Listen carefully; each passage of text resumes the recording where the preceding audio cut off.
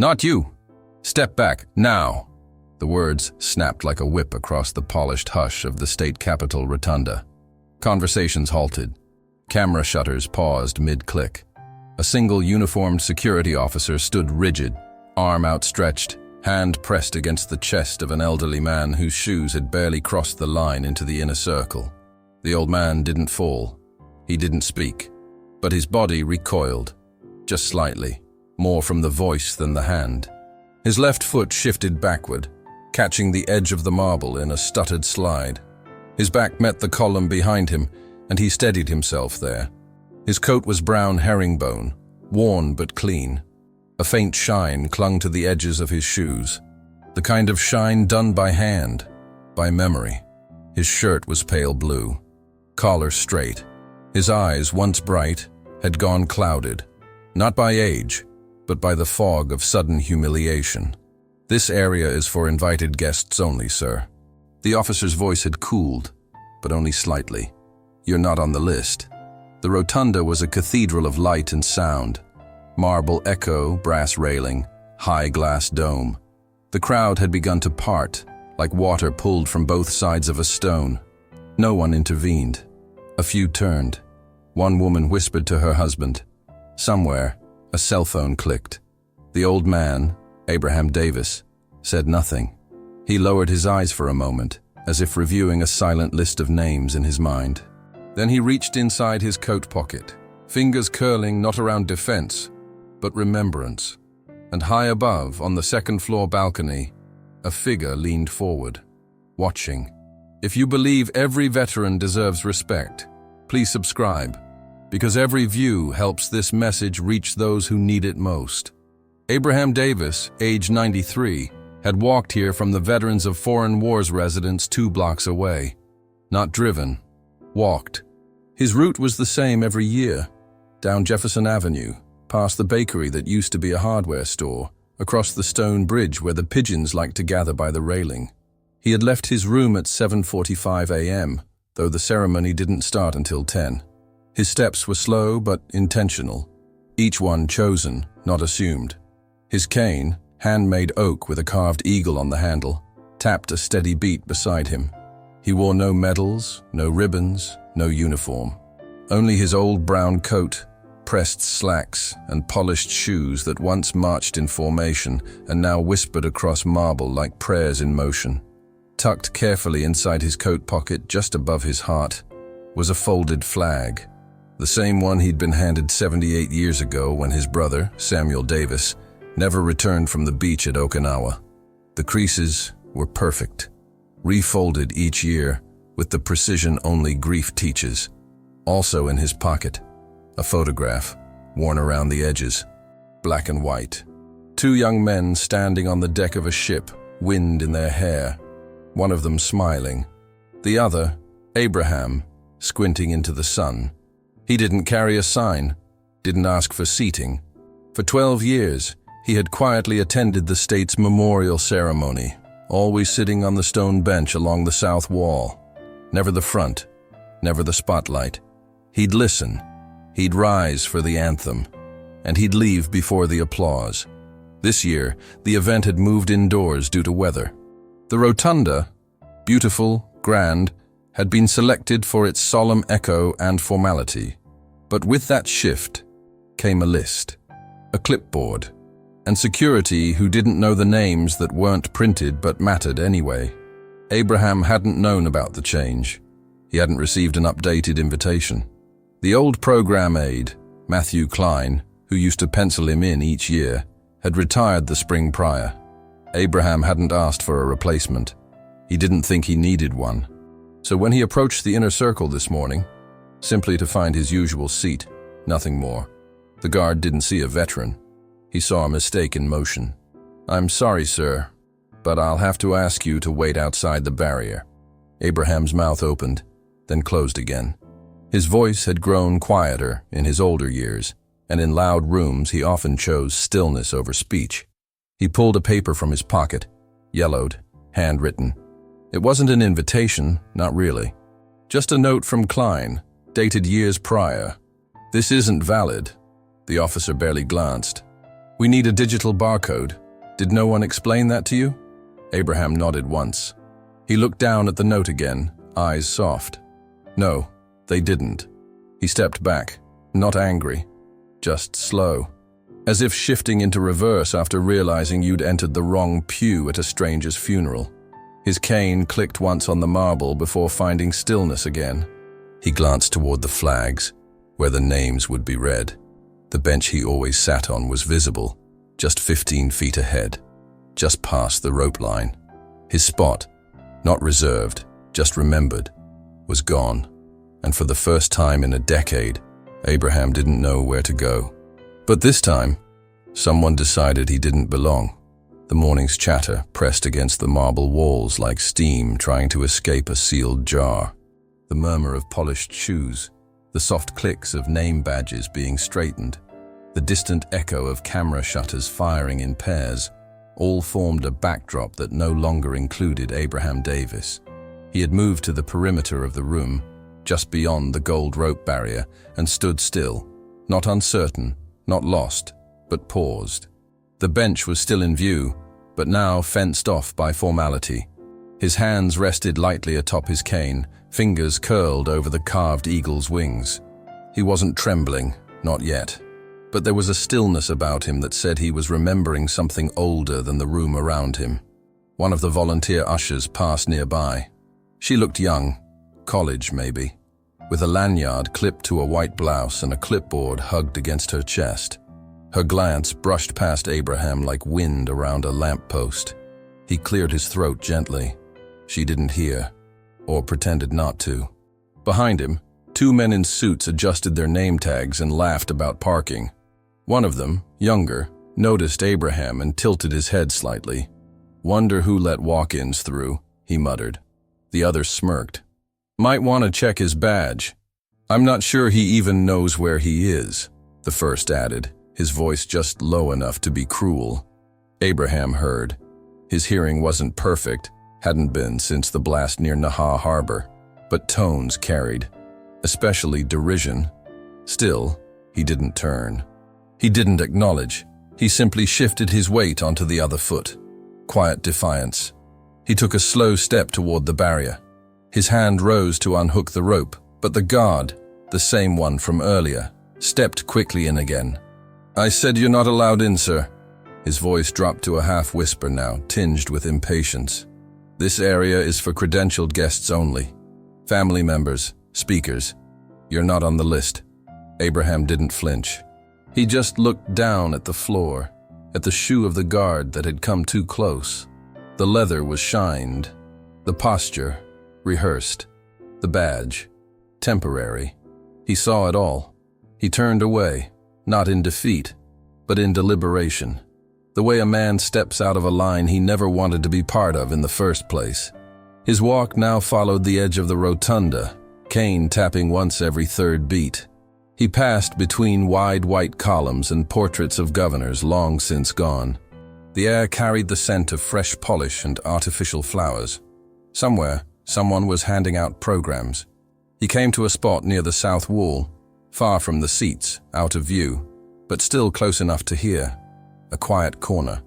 There, he lowered himself onto a narrow marble ledge, not a seat, not meant for sitting, but solid enough for someone who didn't ask much from the world. With careful fingers, he opened his coat and removed the folded flag. He placed it on his lap, smoothing the triangle edges with a reverence that made a nearby aide stop mid-step without knowing why. Then he reached into the coat once more and retrieved the photo. He looked at it for a long moment, lips pressed thin. His thumb brushed across the faded ink at the corner. Sam and Abe, 44, before folding it closed and returning it to his chest pocket.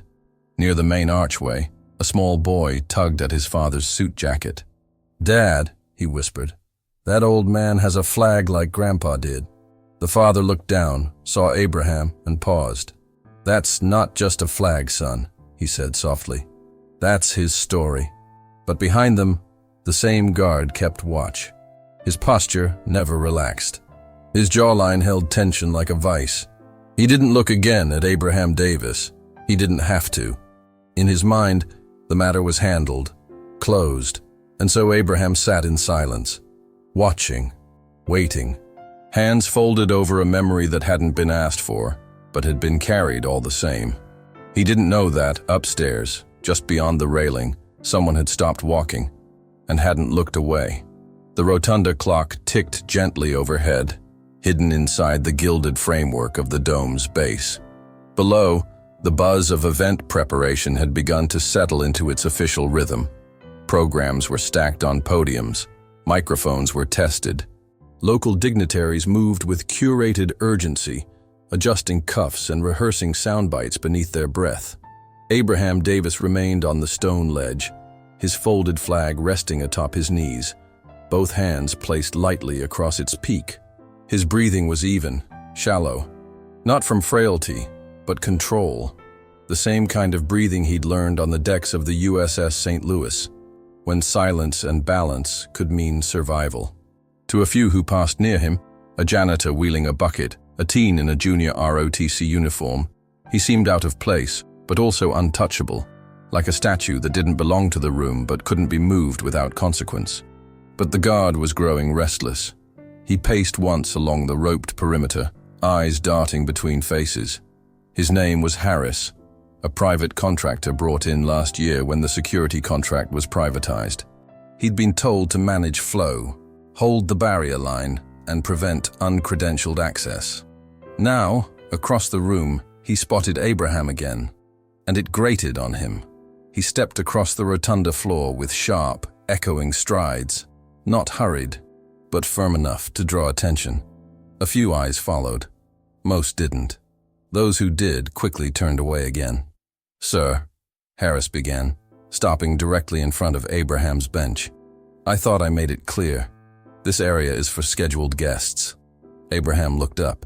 His face was calm, lined with years, shadowed with the soft patina of memory, but clear. His mouth didn't move for a moment. Then he spoke, barely above the breath. "I'm not asking for a seat." Harris scoffed. "Then why are you here?" Abraham reached into his coat and withdrew the old paper note again, the one with Matthew Klein's handwriting. He unfolded it carefully, the edges soft from being refolded dozens of times. He held it out. "I came every year. Matthew always put my name down. This year, I suppose he forgot." The guard took the note. He didn't read it. "This isn't valid," he snapped. "It's not even printed. What is this? A letter from your grandson?" A couple standing nearby turned at the tone. The woman's brow furrowed. Her husband shook his head, but said nothing. Abraham reached for the paper. Harris held it just out of reach for a second too long before letting it fall into the old man's palm.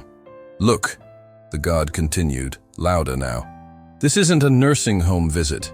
You need credentials, a barcode, a program listing, not stories about someone who used to work here." And with that, he stepped forward and pressed his palm directly into Abraham's chest, not shoving, but enough to force him to lean back, to remind him where the line was.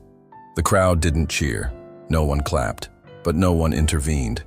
The real damage didn't come from the force of the hand. It came from the audible hush, the recognition that something wrong had just occurred, and yet still no one moved. In that brief moment, Abraham's cane slipped slightly from where it had rested against the edge of the ledge. His hand darted to catch it, but not before the flag slid from his lap, the folded triangle landing gently at his feet. He didn't cry out. He didn't scowl. He simply reached down, with both hands, and picked it up again, slowly, carefully, brushing invisible dust from its edge. Then, with the same practiced rhythm taught long ago in a chapel tent on foreign soil, he began refolding it again, crease by crease. The room, for the briefest of instants, seemed to pause, not in apology, but in confusion, as though the choreography had skipped a step no one knew existed. And across the dome, from the shadowed balcony behind a row of polished columns, Governor Evelyn Marchand watched. She had seen the gesture, the flag slip, the hand on his chest, the silence that followed. She had seen enough. The flag now sat once more across Abraham Davis's lap, refolded with reverent precision. the final crease tucked under as though ironed by hand. His fingers rested upon it gently, as if it were breathing, as if part of his heartbeat had passed into the fabric and stayed there. He leaned back against the cool stone ledge, not slumped, not defeated, but composed, spine upright, eyes forward, jaw squared in a way that betrayed just a flicker of the young man he once was. Somewhere beneath the wrinkles and soft eyes was a sailor who had heard guns thunder through the open sea and had stood upright on a heaving deck while others were forced to crawl. His gaze didn't wander anymore. He no longer searched for a seat or approval or recognition. He looked straight ahead, not at the podium, not at the flags, but into a space the others in the room couldn't see, a memory only he carried. The commotion around him resumed its rhythm. Ushers passed by again, faster now, moving toward the entry hall. Camera crews adjusted tripods. Microphone feedback chirped faintly before being hushed by a technician's tap. All the prelude to ceremony was proceeding as planned. The seating chart was intact, the banners aligned. The program would begin in 6 minutes, and Abraham Davis, still unseen by those who mattered, remained where he was, not because he was forgotten, but because he had remembered everyone else. He smoothed the front of his blazer, not out of vanity, but as if straightening dress blues long since packed away. His thumb grazed the side pocket and paused where a thin line of thread had come loose. He tucked it back in with quiet care. From across the chamber, the boy who had spoken earlier leaned again toward his father. "Why does he sit like that?" he asked. "Like he's waiting for something." His father didn't answer right away. Then, with eyes narrowing just a touch, he whispered, "Because maybe he is." Abraham reached for his cane and placed it upright between his knees. His hands folded atop the handle. Then, as though rehearsed for decades, he lifted his chin slightly, the universal posture of men once taught to look toward commanding officers, not down at the ground. His breathing slowed further. His chest rose and fell like the rhythm of a boat on calm waves. In this stillness, something began to shift, not loudly, not theatrically, but organically. A few eyes were now returning to him. Not many, but enough. A man in uniform, not military, but state fire department, paused in the middle of conversation. His words faded mid-sentence as he followed the shape of Abraham's profile. Something about it stilled him. Nearby, a camera operator adjusted her focus and found herself tracing the edge of Abraham's cane through the viewfinder, drawn in against her own agenda. She blinked, lowered the lens, and looked again with her eyes alone. And above them all, on the second floor, Governor Evelyn Marchand had not moved. Her hands were folded, elbows resting lightly on the railing, her brow furrowed, not in anger, not in confusion, but in a quiet, growing recognition. She had seen men speak at ceremonies before, seen generals salute, congressmen cry, family members crumble. But in all her years attending, she had never seen a man do so much, with so little. Below her, Abraham Davis adjusted the flag slightly on his lap, making sure the stars were facing upward. He did not speak. He did not argue. He did not leave. He simply waited, as if still under orders.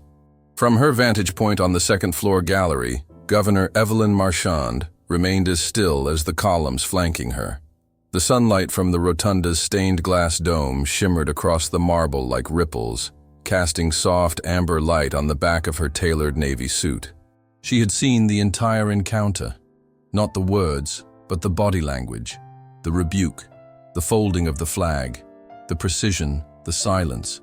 There was something about the man that resisted the present, as though he had not simply arrived at the capital that morning, but returned with purpose, with ceremony, with weight. Her aide stood to her left, holding the final ceremony script in a sleek leather folder. He cleared his throat quietly. "Governor, the schedule?" She didn't turn. Her eyes never left Abraham Davis. "Do you know who he is?" she asked softly. The aide blinked. No, ma'am. I assumed he was with one of the veteran delegations, but..." "Find out." Her voice wasn't stern. It didn't need to be. It was deliberate, like the man below. Steady, shaped by years of command that never sought volume for authority. "Yes, Governor." He turned to leave, but she raised one hand. "No, not one of your interns. You. I want you to ask." The aide hesitated, then nodded, quietly vanishing down the corridor. Evelyn Marchand leaned forward slightly, one hand resting on the curved brass rail. Beneath her, Abraham had resumed his silent vigil. He hadn't looked up once, hadn't noticed her, or perhaps had, but knew better than to acknowledge it. She remembered men like him, or more accurately, she remembered one. A photograph existed, tucked in the back of a box in her personal library, not in any public archive. In it, a man in his 20s, face smudged with oil and sun, knelt beside a burning wing. The wreckage behind him belched smoke into a gray sky. The man's hand gripped the shoulder of another, barely visible figure. Both had survived. She had never met the one kneeling, but she'd seen his name, and something about the way Abraham had held that flag, the way his fingers pressed against its corners like he was still protecting something, brought that photo flooding back. She didn't speak her next thought aloud, but she knew it was true. That man below wasn't lost. He was waiting, not for kindness, not for correction, but for someone to remember what he never forgot. From the floor below, a change in tempo stirred. The choir had begun to gather near the far vestibule. Programs were being handed out at the main doors. A television crew from Channel 9 set their lenses toward the podium now, focused on the governor's expected arrival. She didn't move. Not yet. She watched Abraham lift one hand to adjust the lapel of his coat, then lower it, then rest it again on the cane. The rhythm of the gesture was exact, measured, familiar. She knew military men, real ones, not political pageantry. She knew the way they did nothing halfway, the way they sat, waited, dressed for moments no one else noticed, saluted even when no one watched. This man was not performing. He was participating in something that had yet to happen, and suddenly, so was she. The rotunda had settled. Ushers moved with hushed focus. The folding chairs creaked softly as officials in pressed suits and polished pins took their seats. Brass instruments gave one last staccato chirp before the conductor signaled them into silence. The governor's entrance was imminent, and yet she had not arrived. Beneath the dome, light filtered in through long arched windows, turning the polished marble floor into a rippling sea of reflection. On that sea, Abraham Davis sat, unmoving. Still perched on the ledge along the wall, cane upright, flag in his lap, a man apart from the ritual unfolding around him. A few guests had begun to notice him again, some curious, some unsure. One woman leaned toward her husband and whispered, "Is he with one of the veteran groups?" The husband shook his head. "Don't think so. He's not wearing a badge." No one spoke to Abraham. No one invited him forward. No one asked his name, and yet he remained. Then, without fanfare, the rotunda's east door opened. Not wide, just enough for a pair of leather shoes to step across the threshold. The sound was soft, measured, no announcement, no drum roll, no music cue. It was Governor Evelyn Marchand. Her aide trailed 2 steps behind, holding the script she'd yet to read. She wore no sash, no ceremonial pin, just the quiet strength of someone who had stopped reading the schedule and started reading the room. She did not walk to the podium. She did not look toward the cameras or dignitaries or the front row of high-backed chairs reserved for officials. She walked directly across the rotunda floor, past veterans in uniform, past gold-framed portraits, past the velvet rope, until she stood directly before Abraham Davis. And then, without hesitation, she lowered her head. There was no speech, no applause, just that one gesture. Abraham blinked once, slowly. His expression remained still, but his hand tightened ever so slightly atop the cane. The governor spoke, not loudly, not for microphones, but for him. "Sir," she said softly. "May I sit with you?" The room exhaled, not audibly, but with presence, like the entire building had just realized it had been holding its breath.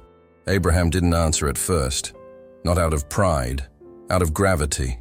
He looked at her, not up or down, but straight across.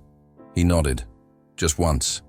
Evelyn Marchand stepped beside the bench and lowered herself onto the stone ledge, smoothing her coat with deliberate calm. She folded her hands in her lap, and for a long, long moment, they sat together in silence. Behind them, the security officer who had earlier blocked Abraham stood frozen near the edge of the rotunda, his jaw slack, his posture suddenly too tall, too visible, as though the badge on his chest had grown heavy in his awareness. Camera lenses pivoted, flashes paused mid-click. The ceremony was still scheduled, but something else had already begun. The ceremony continued, but the air in the rotunda had shifted. The brass ensemble at the far end of the hall began playing softly, an arrangement composed to honor the names soon to be read, but it seemed suddenly distant, like music playing in another world. All eyes had turned toward the unlikely image seated along the east-facing wall, an old sailor and the sitting governor, side by side, without microphones or medals between them. Neither of them spoke. There was no need.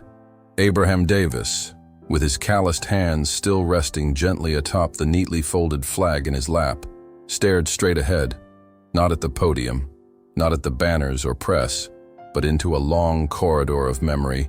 No one else could walk with him. The light through the tall windows stretched across the rotunda floor, falling in long golden bands. It struck his cane, his shoes, the sharp edge of the flag's triangle. Every movement around them seemed to quiet in respect to the stillness they held. Governor Evelyn Marchand did not fidget. She didn't reach for her phone, or shift nervously like so many public figures might when protocol was interrupted. She simply mirrored Abraham's posture. Straight spine, hands folded, gaze calm, as if to say, "I'll carry the silence with you." Her head tilted just slightly toward him, not enough to demand attention, but enough for the press pool in the rear to catch it and pause.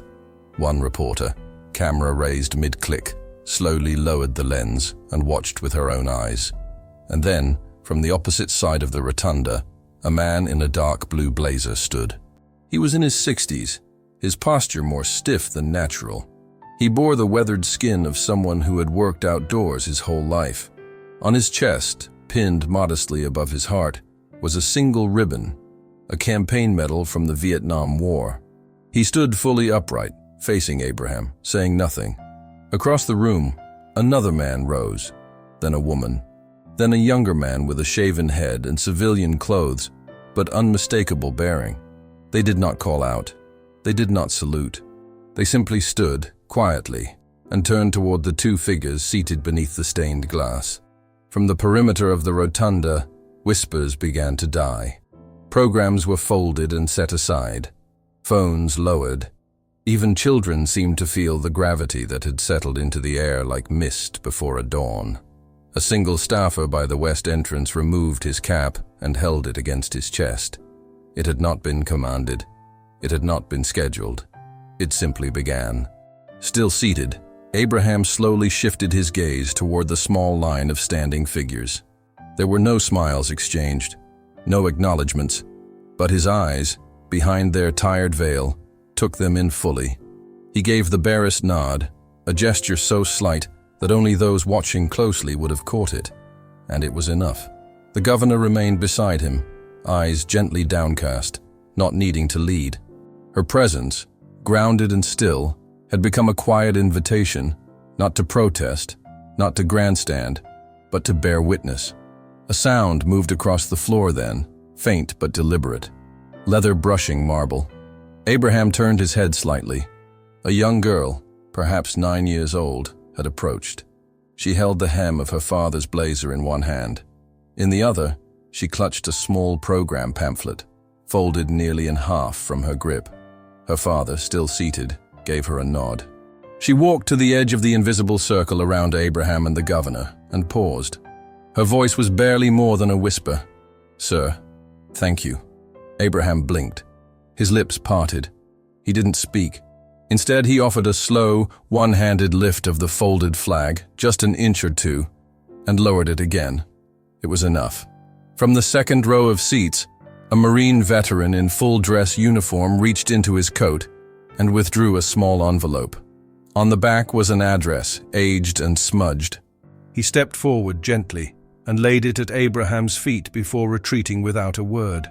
In that moment, not with a speech, not with applause, but with alignment of silence, the old sailor became the center of gravity in a room designed to honor others.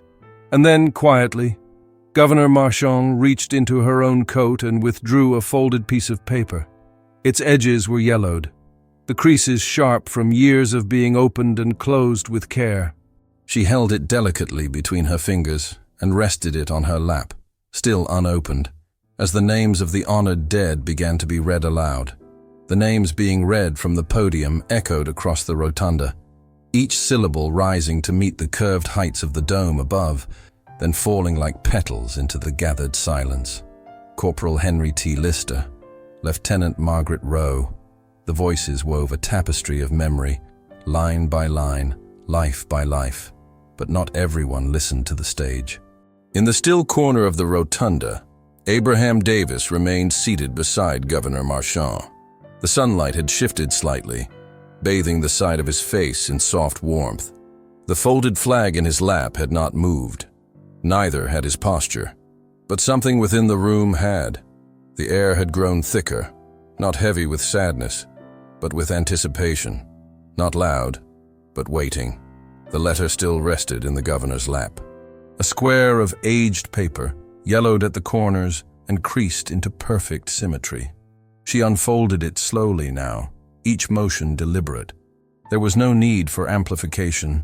The room, even the children, had become quiet enough to hear her voice clearly as she began to read. "This letter," she said, her voice barely above a whisper, "was written by my father in the summer of 1987, 5 years before his passing. He never shared it with the public. It was kept in a box of private things. A note he said I should only read if I ever forgot what courage looked like." Her fingers tightened slightly at the edges. "It's addressed to Abraham Davis, and it begins like this." Her voice shifted, not performative but intimate, as though passing the words from one soul to another. "I don't know if this letter will find you. I don't know if I'll have the courage to send it. But I remember. Every single night I remember you pulling me from the wreckage." Her eyes shimmered as she continued, but she did not falter. "You didn't say a word, just dragged me through the surf like I was a sack of potatoes, cursing under your breath. You handed me my helmet. Then you threw your body over mine when the next barrage started. I never learned what happened to the others, but I remember you. I was 24. I'd never seen anyone bleed and smile at the same time until that day." She paused, her voice tightening slightly. Then she looked over at Abraham, and her next words slowed, anchored with something deeper.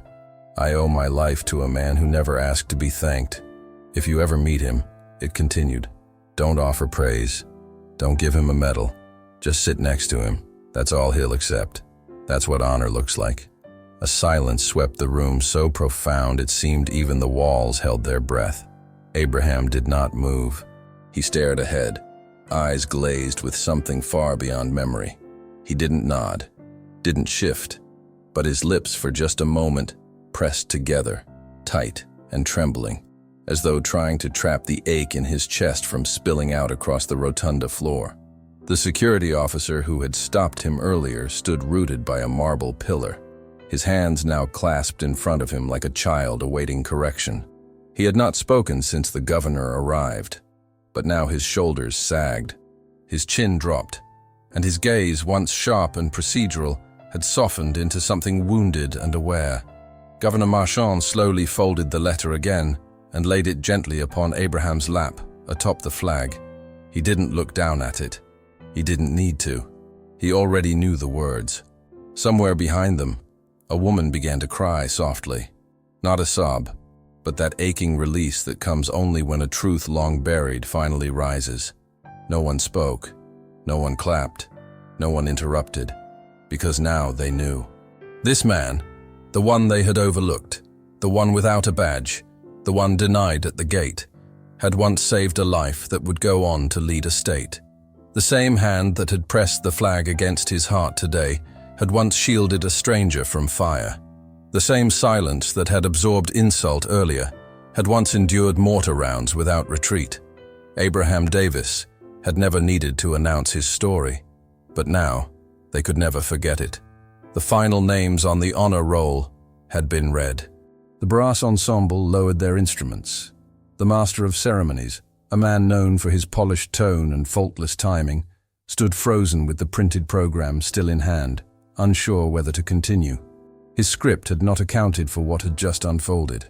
No one returned to the podium. Instead, all eyes remained on the bench along the rotunda wall, where Abraham Davis still sat, flag in lap, the folded letter now pressed gently beneath his fingertips. The governor remained beside him, unmoving. Around them, standing veterans still held their posts, their silence forming a circle stronger than any rope or barrier. What had started as resistance had become reverence. Then, without a word, Governor Marchand stood. She did not wave or gesture. She did not ask for applause. She simply extended her hand to Abraham. For a heartbeat, the room did not move. It held its breath, as though the air itself was waiting for his choice. And then Abraham took her hand. He rose slowly, but not unsteadily. The cane in his left hand pressed down to marble. The folded flag and letter remained cradled in his right. The weight of 93 years sat across his shoulders, but so did something else now, something lighter. Not joy, not relief, but a long overdue recognition he had never expected to receive. Together, they turned toward the center of the rotunda. A staffer, without being told, stepped forward and quietly removed one of the ceremonial chairs from the front row. Another followed, rolling out a cushioned seat with a freshly affixed plaque glinting in the light. No one said what it was, but those nearest leaned in to read it. Etched into the brass plate were 8 simple words: reserved. Abraham Davis, United States Navy, Pacific Theater. The chair was placed beside the podium, not behind it, not away from the aisle, not hidden in the back like an afterthought. It was placed at the heart of the room, where any speaker addressing the state would have to see him, where every camera would catch his profile, where every child asking, "Who's that?" would hear the answer spoken with pride. Abraham made no speech. He didn't even glance at the plaque. He simply nodded once to the governor, turned, and sat. A man who had been blocked at the door just 30 minutes earlier was now seated in a place of honor, without petition, without permission, because dignity doesn't need to ask for entrance. It simply waits until it's seen.